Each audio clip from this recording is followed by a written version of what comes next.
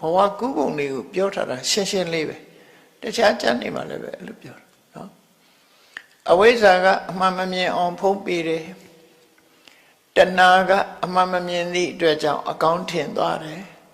အဲ့ဒီအချိန်မှာကံကနေပြီးတွန်းပို့လိုက်တာကောင်းတဲ့ဘုံဘဝကြတော့လည်းပဲကောင်းတာတွေလွှမ်းမိုးလာတဲ့အခါကြတော့လည်းပဲဒီဘဝဆိုတာဘယ်ဘဝမှမကောင်းဘူးအကောင်းထင်တာကိုကလည်းပဲ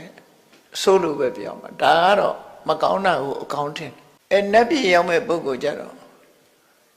နန်းနန်းပုံမိမ့်မှကြီးတွေမျက်စိထဲမှာသေအပ်မှုမှုအချိန်မှာ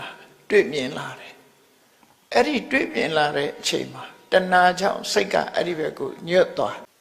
လိုက်တဲ့အချိန်လေးမှာကံကနေတွန်းပို့လိုက်တော့ပုံမိမ့်မှကြီးတွေရောက်သွားတယ်ဒါကတော့အကောင်းလို့ပြောကုသိုလ်ကံရဲ့လွှမ်းမိုးမှုဟာဒီလိုကောင်းတဲ့ဘက်ကိုပို့ပေးလိုက်သို့တော့အကောင်းလို့ပို့လိုက်ပေမဲ့လို့မင်းနောက်ထပ်အဲ့ဒီကောင်းမေ့ဆိုတဲ့ဘုံရောက်ပြီးတော့ကောင်းတာတွေကိုမစွန့်နိုင်မခွာရက်ဖြစ်ပြီးနောက်တစ်ခါသေအောင်တော်လို့ဆိုတဲ့သဘောမျိုးနဲ့ပို့လိုက်တဲ့သဘောပဲဖြစ်တယ်သေရအောင်မှတော့သေချတယ်နတ်တွေကြတော့ကောင်းတာတွေနဲ့ရွေတွေ့တဲ့အခါကျတော့မခွဲခြင်းမခွာခြင်းနဲ့မခွဲခြင်းပဲနဲ့ခွဲရတယ်ဆိုတယ်ပိယေဟိဝိပယောကောဒုက္ခကိုအလူလဲခံစားရတယ်နတ်ပြည်ကြတော့